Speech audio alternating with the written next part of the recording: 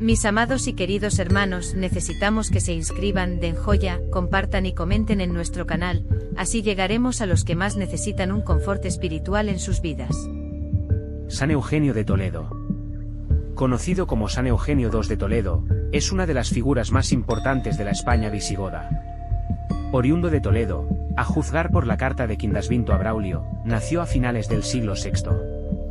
En sus primeros años formó parte de la Iglesia de Toledo, donde recibió su primera formación escolar. Posteriormente, hacia el 620 por causas desconocidas, marchó a Zaragoza, ingresando en el monasterio que se levantaba junto al sepulcro de los 18 mártires en la iglesia de Santa Engracia. Aquí completó su formación, primero en la escuela monástica y después en la episcopal. La elección de Braulio como obispo de Zaragoza en el 631 supuso la promoción de Eugenio. Fue nombrado archidiácono y se convirtió en el ayudante y colaborador del nuevo obispo. En el 646, a causa de un acontecimiento inesperado, tuvo que abandonar la ciudad de Zaragoza para trasladarse a Toledo. Ese año falleció el obispo Eugenio y el rey Quindasvinto, 642 a 653, lo eligió como su sucesor al frente de la sede toledana. Se conservan las cartas que Braulio dirigió al monarca para hacerle desistir de su propósito de llevarse a Eugenio. En ellas, el obispo de Zaragoza alega que por su avanzada edad no puede prescindir de su mejor y más estrecho colaborador. A pesar de todo, Quindasvinto se mostró inflexible, por lo que en el año 646 Eugenio fue nombrado obispo de Toledo.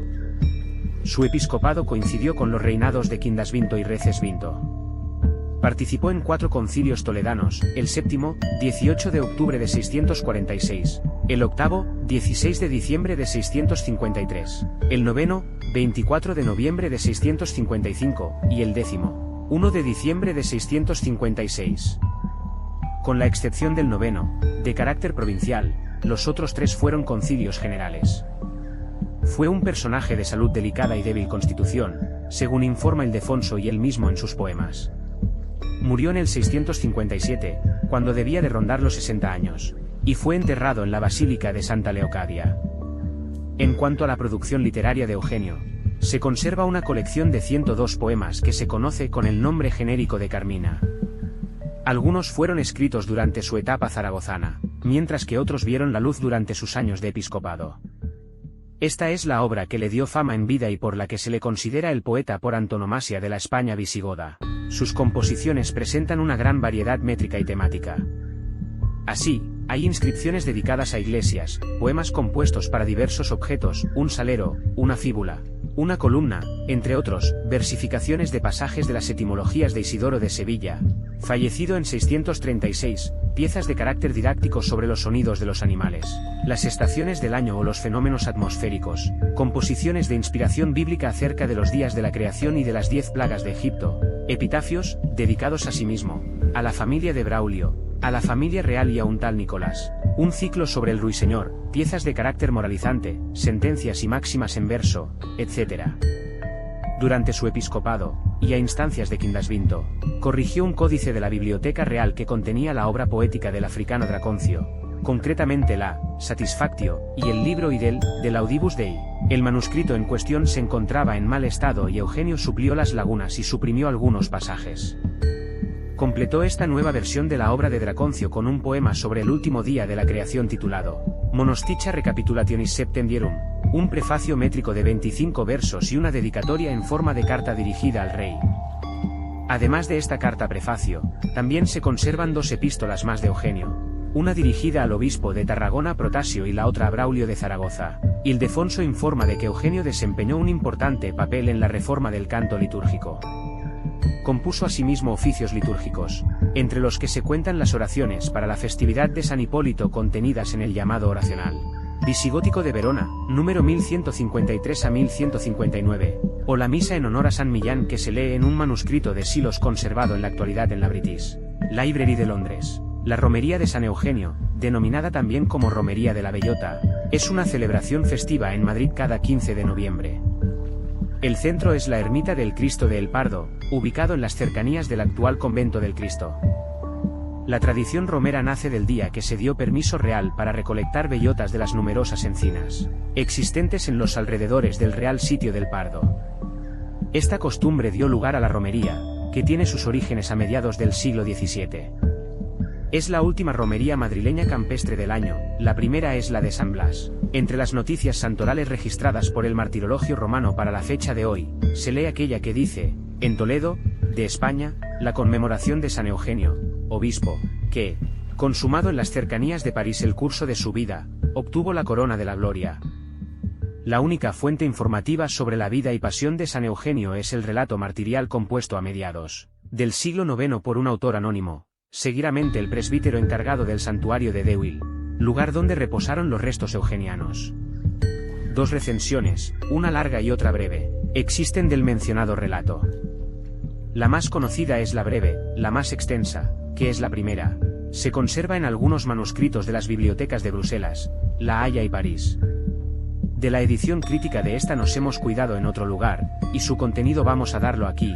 Creemos que por primera vez se da a conocer el extracto de lo que se narra en los mencionados manuscritos, elemento imprescindible para adentrarse en el arduo problema geográfico que presenta este San Eugenio del 15 de noviembre. En la primera parte el relato eugeniano cabalga sobre la pasión de San Dionisio, compuesta en el 836 por Hilduino, abad de Saint-Denis.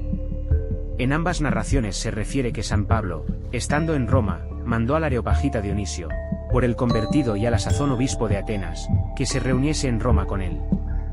Mas, cuando Dionisio pudo llegar a la capital del imperio, ya los apóstoles Pedro y Pablo habían sido martirizados.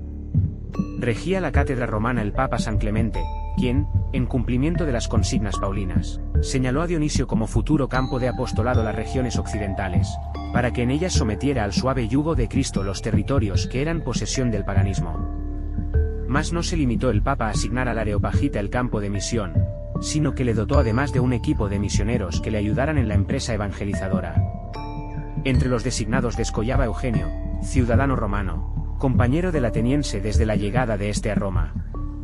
La narración subraya que ambos personajes constituían una admirable pareja, pues si el entrenamiento ático había adiestrado a Dionisio, la pericia romana había educado a Eugenio.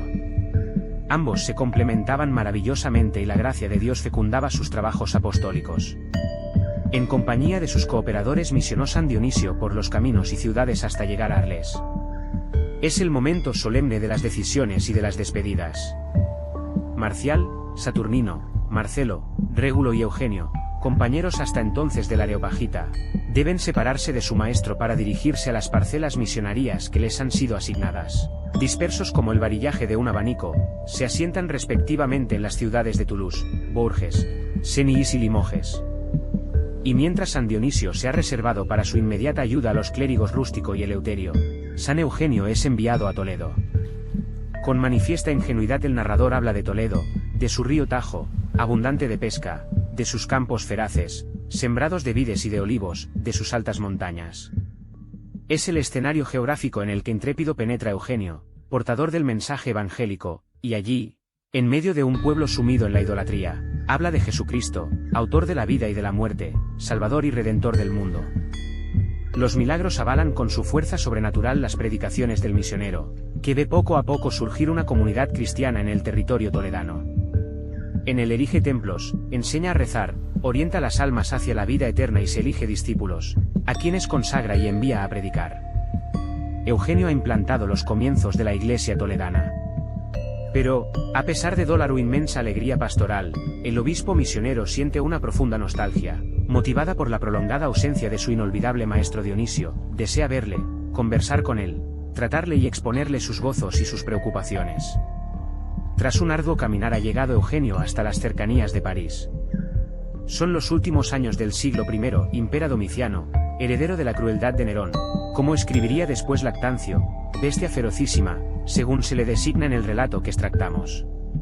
Para descuajar el naciente cristianismo galo el emperador había enviado a París al prefecto Fescennino Sisinio, que acababa de dar muerte a San Dionisio cuando San Eugenio llegaba en su busca. Este, que ha venido predicando la palabra divina, en el cuarto miliario antes de llegar a París recibe la noticia de que su maestro ha sido martirizado. Repuesto de la inmensa emoción producida por el tristísimo anuncio, el toledano, con los ojos cargados de lágrimas, prorrumpe ante los fieles huérfanos en alabanzas de San Dionisio, cuya santidad y virtudes exalta. Para remediar la orfandad de la iglesia parisina, San Eugenio atiende a aquellos cristianos, cuya fe se encuentra expuesta a los mayores peligros, pero enseguida la presencia del obispo de Toledo ha llegado a oídos del prefecto perseguidor, que manda a sus satélites apoderarse de Eugenio, cuya figura venerable se les impone. En vano pretenden hacerle apostatar, las amenazas y los castigos son ineficaces. Se le conmina con la muerte, y entonces el arzobispo de Toledo se dirige al cielo con acentos llenos de dramática ternura: Jesús, Señor, te consagro este combate final de la guerra en que se triunfa. Te lo consagro a ti, que eres el Señor de la inmortalidad, a ti, que eres la fuerza y la sabiduría del Padre, a ti que permites que los enemigos de tu santo nombre se impongan sobre tus mártires, para que estos, tras haber padecido, puedan conseguir la inmarchitable corona de la vida eterna. A ti, Señor, desde lo más profundo de mi corazón, yo te pido que en este último momento de mi combate estés a mi lado con tu consoladora presencia, te lo pido, ya que desde mis primeros años has querido tenerme junto a ti y que fuera adoctrinado por los más católicos maestros para que, instruido en sus enseñanzas, que eran las tuyas, penetrase en los tesoros de la sabiduría divina, que luego como pastor fiel había de transmitir a las almas que pusieras a mi lado. Te pido, Señor, tus consuelos en este postrer instante para que mi vida se acabe en la alabanza de tu santo nombre. San Eugenio ha terminado su oración. Después se ha entregado en las manos de los lictores y ha puesto su cabeza sobre el tajo. Un tremendo golpe de hacha y su alma penetra en el cielo, mientras en la tierra queda su cuerpo ungido, consagrado con su preciosa sangre. Para impedir que los cristianos se adueñasen del cuerpo del mártir y le diesen culto, el cadáver es arrojado al lago Marchais. Por espacio de siglos providencialmente las aguas del lago guardan incorrupto el cuerpo de Eugenio, hasta que, por inspiración celestial, el poderoso Ercoldo, avisado de su presencia en el fondo de las aguas, extrae de ellas el cuerpo del bienaventurado Eugenio tan fresco corno si acabase de ser martirizado. Con todos los medios a su alcance se dispone a trasladar tan preciosos restos a la iglesia abacial de Saint-Denis para que en ella recibiese con digna sepultura. Pero no era esta, al menos por entonces, la voluntad de Dios, que quiso que el santo cuerpo se venerara en Deuil, heredad de que era propietario el mencionado Merovingio Ercoldo. Allí se construyó un santuario, y un diligente presbítero que del culto creciente de San Eugenio cuidaba, nos ha dejado el relato de los numerosos prodigios realizados por la intervención de tan poderoso santo. Sin embargo, la permanencia del cuerpo en Deuil no iba a ser muy duradera. Las repetidas invasiones de los normandos en París y sus cercanías, que depredaban cuanto hallaban a su paso ansiosos de botín y de dinero, hicieron que, para mayor seguridad, los restos de San Eugenio fueran trasladados a la abadía sandionisiana, de donde eran sacados, para ser puestos a buen recaudo, siempre que alguna nueva invasión amenazaba. Terminado el peligro normando, el cuerpo de San Eugenio, muy codiciado por los monjes, quedó definitivamente instalado en la célebre abadía de Saint-Denis. Aquí le encontró, a mediados del siglo XII, el arzobispo de Toledo, don Raimundo, con ocasión de asistir al concilio de Reims del 1148. Hasta esta fecha nada se sabía en España de la existencia ni del enterramiento de este primer arzobispo de Toledo, pero, a partir de entonces, se despertó el vehemente deseo de poseer en la ciudad de su cátedra episcopal reliquias de tan venerable prelado. Merced a la postulación de Alfonso VII el emperador, se consiguió que el yerno de este, Luis VII, de Francia, obtuviera de los monjes sandionisianos la concesión a Toledo del brazo derecho del santo, para que la iglesia toledana entrase de nuevo en posesión de aquella parte del santo cuerpo de donde, principalmente en otros tiempos, habían procedido para ella los grandes beneficios de consagraciones y bendiciones. En los primeros días del 1156 era entregada la preciada reliquia a Alfonso VII, que se dirigió solemnemente a Toledo, paseándola triunfalmente en procesión por la Castilla del siglo XII. En el suntuoso cortejo portador de la arqueta formaban parte con el emperador los reales infantes Sancho y Fernando, ya asociados por su padre al gobierno del reino, las reinas de Francia y Navarra, el arzobispo de Toledo con gran número de prelados, la curia real y el copioso séquito de que Alfonso VII sabía rodearse. El 12 de febrero se verificó la entrada de la reliquia en la Catedral de Toledo, llevada en hombros, en el momento de penetrar en el sagrado recinto, por el monarca, sus dos hijos y un príncipe de sangre real. Pero la sola reliquia del brazo de San Eugenio no satisfacía los deseos de la Iglesia de Toledo, que consideraba al santo como el fundador y primer obispo de ella. Las gestiones para obtener la donación de las restantes reliquias fueron larguísimas y costosas. Hubo que derrochar habilidades diplomáticas y vencer múltiples resistencias. Monarcas y grandes prelados estaban interesados en unas y otras. fue solamente la inmensa potencia de Felipe II, casado a la sazón con la hermana del rey de Francia, quien doblegó todas las dificultades.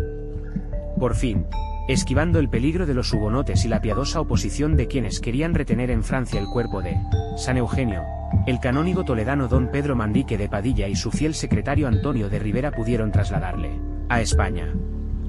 Desde Torrelaguna los honores rendidos por doquier fueron desbordantes. Su paso por las regiones todas adquirió caracteres de fausto acontecimiento nacional.